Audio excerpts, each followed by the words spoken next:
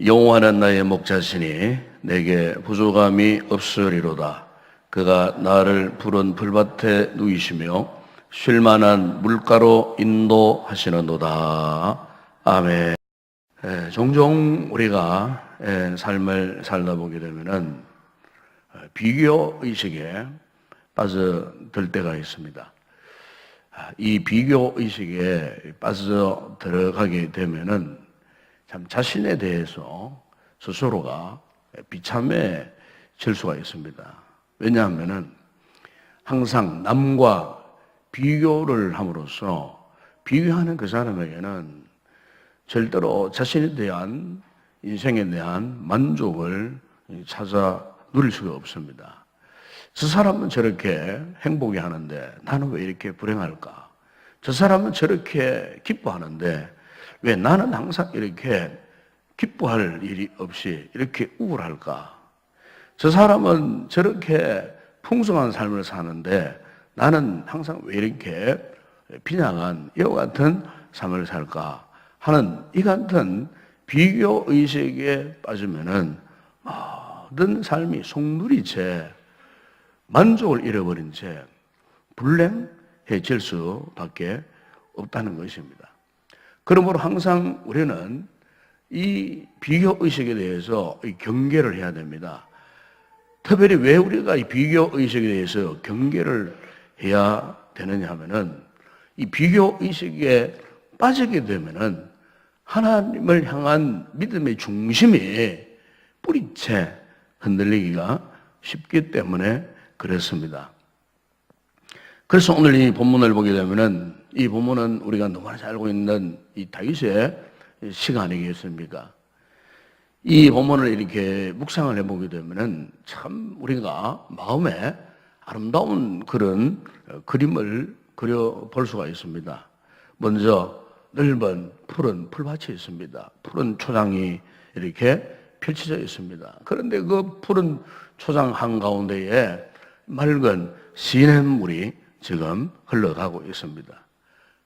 이렇게 맑은 시냇물이 흘러가고 푸른 초장 사이에 보니까 옹기종기 지금 양떼들이 풀을 뜯고 또 물을 마시고 이렇게 모여 앉아서 쉬고 있는 이와 같은 모습을 우리가 오늘 시편, 이 다윗의 시편 23편에서 우리가 그것을 볼 수가 있습니다. 그런데 저 멀리 시냇가에 이리떼들이 지금 왔다 갔다 하고 있습니다. 편안하게 물을 마시고 풀을 뜯고 있는 그 양들을 지금 호시탐탐 노리고 있는 것입니다. 그럼에도 불구하고 정작 양들은 이와 같은 이리떼들과는 상관없이 아주 태연하게 편안하게 안식을 누리며 지금 풀을 뜯고 있는 것입니다. 그 이유가 뭐냐면은 바로 그 양들 곁에 그 양을 지켜주는 목자가 지금 있습니다. 그 목자에게는 지팡이가 있고 막대기가 손에 쥐어져 있고 그리고 어깨에는 물매가 지금 메어져 있습니다. 바로 이와 같은 이 다윗의 23편 시편을 그린 그림이 있습니다. 그 그림을 보게 되면은 바로 제가 방금 설명했던 이와 같은 모습을 담고 있는 그런 그림이 있습니다. 오늘 우리가 이 시편 23편을 바탕으로 해서 이 그림을 이렇게 묵상하게 보게 되면은 이 그림은 다른 것을 말씀하고 있는 것이 아니고 바로 오늘 우리의 신앙 생활을 의미하고 있는 것입니다. 우리의 믿음 생활을 그림으로 그렇게 묘사를 한다면은 바로 이와 같은 그림의 모습이라고 그렇게 이야기할 수가 있다는 것입니다. 그래서 우리가 이 시편 23편에서 우리가 깨달아야 할 것은 이 같은 아름다운 이 그리스도인의 삶을 살기 위해서 과연 무엇이 필요할까? 오늘 시편은 이것을 지금 우리에게 말씀을 하고 있습니다. 때때로 우리가 앞서 말씀드렸습니다마는 우리가 비교 의식에 빠지게 되면은 우리의 모든 삶의 만족, 행복 이런 것들을 송두리째 빼앗겨 버리는데, 이와 같은 삶을 우리가 극복하기 위해서 과연 오늘 우리에게 필요한 것이 무엇일까 하는 것입니다. 이것은 오늘 본문 1절에 보게 되면 이렇게 말씀하고 있습니다. 여호와는 나의 목자시니 내가 부족함이 없소이로다 그랬습니다. 그러니까 양들이 이리 때가 왔다 갔다 하는 그와 같은 상황 가운데서도 어찌 양들이 그렇게 평안하게 안전하게 풀을 뜯고 물을 마실 수가 있는가? 바로 그들 곁에 목자가 있었기 때문이라는 거죠. 바로 오늘 우리가 믿음 생활을 하면서 신앙 생활이 있어서 우리가 조금 더 부족함을 모르고 살아갈 수 있는 그 이유는 바로 여호와가 나의 목자가 되어 주시기 때문에 그것이 가능하다는 것입니다. 보통 우리가 이 목자와 이 양의 관계 속에서 보게 되면은 이 양은요, 목자의 돌봄과 목자의 함께함과 목자의 인도가 없으면은 양은 제대로 혼자 살 수 없는 그런 동물이라고 합니다. 왜냐하면 양은 이 태생 자체가 굉장히 소심하다는 거죠. 그래서 풀을 뜯다가 만약에 그 풀 속에서 두더지 한 마리가 나온다 할지라도 양들은 활짝 놀라가지고 이 도망을 칠 수밖에 없는 본성이 그렇게 어리석고 연약한 그런 성품을 가진 것이 이 양이라고 합니다. 또한 이 양은요, 항상 왼쪽으로만 가는 버릇이 있다고 합니다. 그래서 왼쪽에 지금 위험한 상황이 있어도 그것을 피할 줄 모른다는 거죠. 그래서 우리가 이사야 53장 6절에 보게 되면 이사야가 이런 표현을 했습니다. 우리는 다 양 같아서 그릇 행하여 각기 제 길로 가거든. 이 양이 왼쪽에 분명히 위험이 있고 어려움이 있다 할지라도 그것을 피하여 갈 수 있는 능력이 없다는 거죠. 이와 같은 양의 특성은 결국 사실 오늘 우리의 삶과 비교해봐도 그렇지 않겠습니까? 우리 인생은 참으로 연약합니다. 오늘 우리는 참으로 어리석고 우리는 참으로 때로는 어리석은 그런 미련한 모습을 갖고 살아갈 때가 얼마나 많이 있는지 모릅니다. 양들과 전혀 다를 바 없는 그와 같은 모습. 한순간도 무엇인가를 의지하지 않으면 살 수 없는 것이 사실 오늘 우리의 인생이 아니겠습니까? 보통 사람들이 죽을 때는 보게 되면은 꼭 어느 한 부분이 약해지기 때문에 죽게 됩니다. 다른 것 다 건강해도 어느 한 부분이 약하기 때문에 그것 때문에 사람이 죽는 것을 우리가 보게 됩니다. 유명한 마게도냐의 알렉산더 대왕 같은 경우에도 천하를 호령하고 천하를 정복하고 더 이상 이제는 천하를 정복할 땅이 없다고 그렇게 호언장담했던 그 영웅도 결국 그가 열대 지역을 거닐다가 말라리아에게 물려가지고 열병으로 죽었다고 말하지 않습니까? 천하를 다스리고 호령했던 이 영웅 호걸도 열병 하나 되찾지 못하다가 말라리아에 물려가지고 죽는 것이 우리 인생이라는 거죠. 그만큼 우리 인생은 연약하기 짝이 없다는 거죠.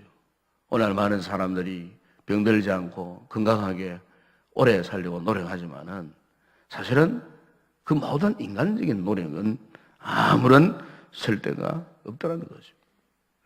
이것이 우리 인간의 실존입니다.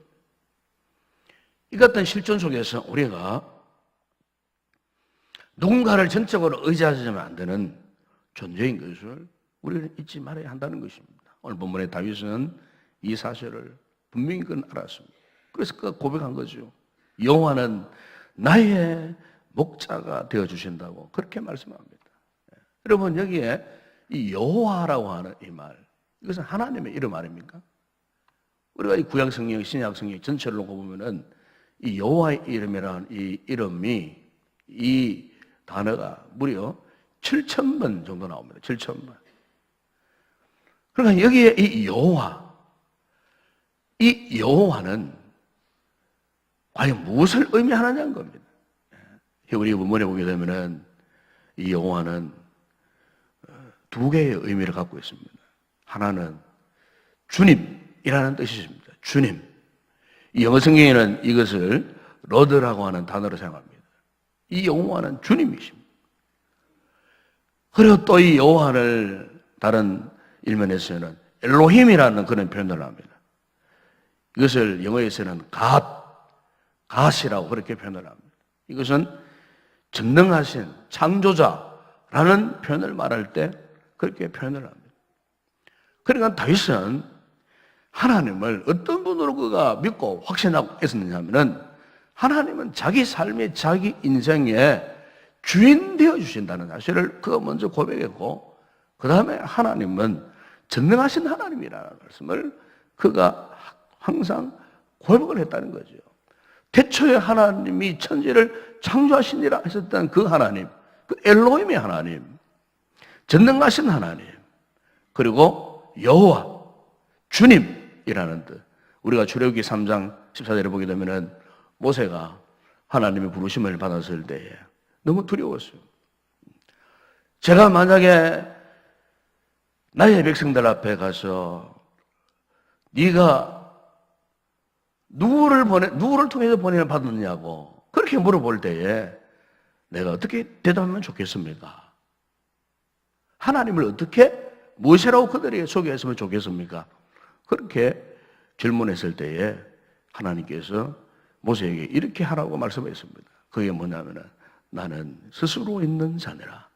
스스로 있는 자라고. 스스로 있는 자가 나를 너희에게 보내었다고 그렇게 말하라. 그렇게 말했어요. 여기에 스스로 있는 자, 바로 그것은 우리 인생의 주인 되시는 하나님을 말씀을 하고 있는 것입니다. 우리의 인생의 능력자, 전능하신 창조주 하나님, 바로 그 하나님을 말씀을 하고 있는 것입니다. 오늘 본문의 다윗은 자신이 믿는 하나님을 그렇게 고백을 하고 있다는 것입니다. 여호와는 나의 목자시니. 하나님은 스스로 존재하시는 분이고, 그리고 영원히 존재하시는 분이고, 뿐만 아니고 하나님은 엘로힘의 하나님으로 능력의 하나님. 나는 무능하지만은, 나는 부족하지만은 그분에게는 능력이 많으신 하나님이라는 사실을 다윗은 믿고 이 같은 신앙을 고백하며 살았다는 것입니다. 오늘 우리에게도 하나님에 대한 이 같은 분명한 신앙 고백이 있어야 할 줄로 믿습니다. 바로 오늘 우리의 믿음 생활이 무엇입니까? 바로 하나님과 이런 관계 속에서 살아가는 것이 오늘 우리의 믿음 생활이 아니겠습니까? 이 같은 분명한 믿음을 갖고 살아가는 성도들에게 어떤 은혜와 어떤 축복을 받을 수가 있겠습니까? 바로 그것을 다시 고백하지 않습니까? 내가 부족함이 없으리로다. 부족함이 없습니다. 원함이 없다 그 말입니다. 이 하나님을 의지하면은, 이 하나님과 동행하면은, 이 하나님의 인도함을 받으면은, 이 하나님의 이 공급하심, 하나님의 이 풍성하심 속에서 부족함이 없는 그와 같은 삶을 살아갈 수 있다는 것입니다. 사도 바울은 빌립보서 4장 11절 13절에서 고백했습니다. 내가 궁핍함으로 말하는 것이 아니고 어떠한 행편이든지 내가 자족하기를 배웠노니 내가 비천에 처할 줄도 알고 풍부에 처할 줄도 알아. 모든 일에 배부르며 배고픔과 풍부와 궁핍에도 일체의 비결을 배웠다고 말씀합니다. 그 비결이 무엇입니까?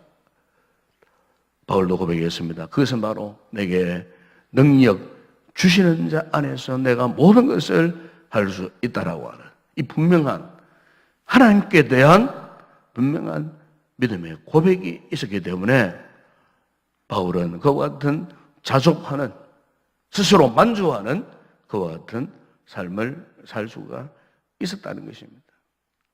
오늘 아침에 나온 우리 모든 성도들에게도 이와 같은 믿음의 고백이 있기를 바랍니다.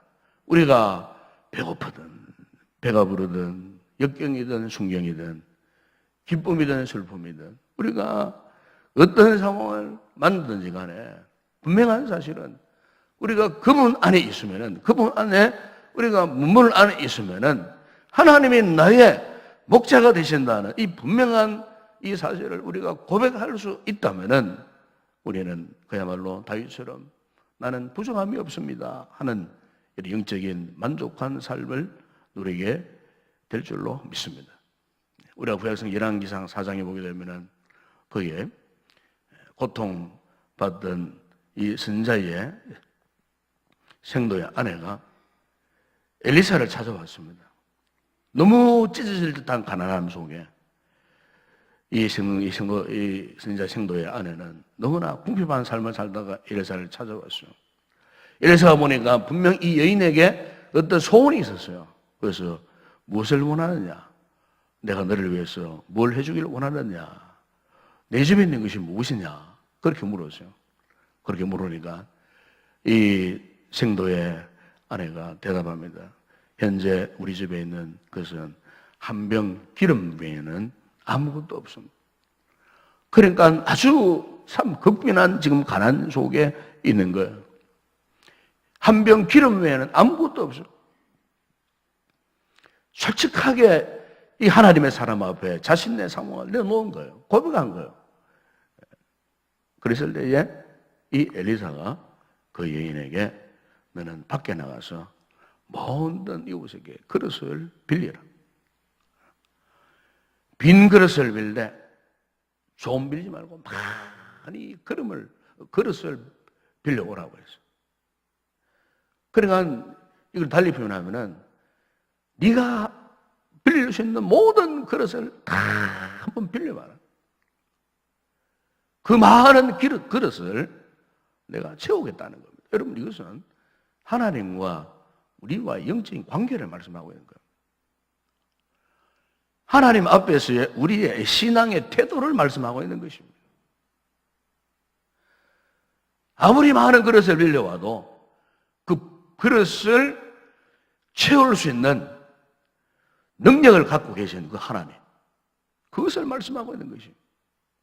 여러분, 오늘 우리의 믿음 생활에서 때로는 어떤 어려움을 당할 수 있습니다. 영적인 갈등을 우리가 경험할 수가 있습니다. 믿음 생활하면서 때때로 우리가 스스로 자포자기하고 싶은 그와 같은 절망 상태에 빠질 때도 있습니다. 여러분, 그런 상황 속에서 우리에게 필요한 것이 무엇입니까? 하나님 앞에서 믿음으로 이 선자의 생도의 아내처럼 큰 그릇을 준비하는 그런 신앙의 자세가 필요한 것입니다. 왜 우리가 큰 그릇을 하나님 앞에 준비할 수 있겠습니까? 바로 그것은 오늘 다윗이 고백했던 것처럼 우리가 믿는 하나님은 부족함이 없으신 하나님이시기 때문에 그렇습니다. 우리가 어떤 그릇을 준비하더라도 그 그릇을 능히 채워줄 수 있는 그런 분이시기 때문에 그렇습니다. 그래서 바울은 고린도서 9장 8절에서 고백했습니다. 하나님이 능히 모든 은혜를 너희에게 넘치게 하시나니 이는 너희로 모든 일에 항상 모든 것이 넉넉하여 모든 착한 일을 넘치게 하게 하려 하심이라. 여러분, 요한복음 10장 9절 이하 볼 수 있게 되면 그 10절에 이렇게 말씀합니다. 도적이 오는 것은 도둑질을 하고 죽이고 멸망시키려는 것뿐이요 내가 온 것은 양으로 생명을 얻게 하고 더 풍성히 얻게 하려는 것이라, 그렇게 말씀합니다. 그렇습니다. 오늘 우리 주님은 우리에게 주시되 넘치도록 부어주시는, 우리의 만족함이 넘치도록 축복하시는 그런 하나님이신 줄로 믿습니다. 여러분, 세상에서 가장 큰 부자가 누구겠습니까? 바로 그것은 이 같은 풍성하신 하나님을 소유하며 살아가는 믿음의 사람, 이 믿음의 사람이 세상에서 가장 큰 부자가 아니겠습니까? 오늘 다윗이 바로 그것을 지금 고백을 하고 있는 것입니다. 여호와는 나의 목자시니 내가 부족함이 없으리로다. 그분은 나를 푸른 초장으로 누이시고 실만한 물가루로 인도하시는 그 하나님, 그 전능하신 하나님. 이 다윗의 이 고백이 오늘 우리의 고백이 되어져서 우리 또한 오늘도 주님 안에서 참으로 풍성함이 넘치는 만족스럽고 행복한 그와 같은 믿음의 삶을 살아가는 복된 성도들이 되기를 주의 이름으로 축원합니다. 기도하겠습니다. 거룩하신 우리 아버지 하나님, 감사합니다. 오늘도 거룩한 날 주님의 거룩한 제단으로 우리를 불러주시고 오늘도 새벽에도 오시는 하나님 앞에 나와서 이 다윗의 시편의 이 고백을 우리의 신앙 고백으로 삼게 하신 것을 감사를 드립니다. 때때로 우리는 여러 가지 비교 의식에 빠져서 스스로가 불만스러워하고 만족하지 못하여 참으로 우리가 스스로 믿음 생활에서 때로는 낙심할 때가 얼마나 많이 있는지 모릅니다. 그러나 오늘 이 다윗의 신앙 고백이 우리의 고백이 되어야 될 때에 진정 하나님은 우리의 목자가 되어주시고 하나님은 우리의 인생의 푸른 풀밭으로 맑은 시냇가로 인도하시는 진정한 만족을 주시는 이 하나님은 우리의 삶의 주인이시고 이 하나님은 우리의 인생의 능력자로서 우리 인생의 모든 만족과 행복을 주관하는 전능하신 하나님이신 줄로 믿고 우리가 믿음의 확신 속에서 날마다 승리하며 살아가는 복된 성도들이 되어줄 수 있도록 은혜를 베풀어 주시옵소서. 오늘 이 새벽에도 하늘의 문을 활짝 여시고 우리가 오늘도 기도하는 가운데 이 하나님의 거룩한 임재를 경험하고 돌아가는 귀한 믿음의 성도들이 다 되어줄 수 있도록 은혜를 베풀어 주시옵소서. 예수님의 이름으로 기도드리옵나이다. 아멘.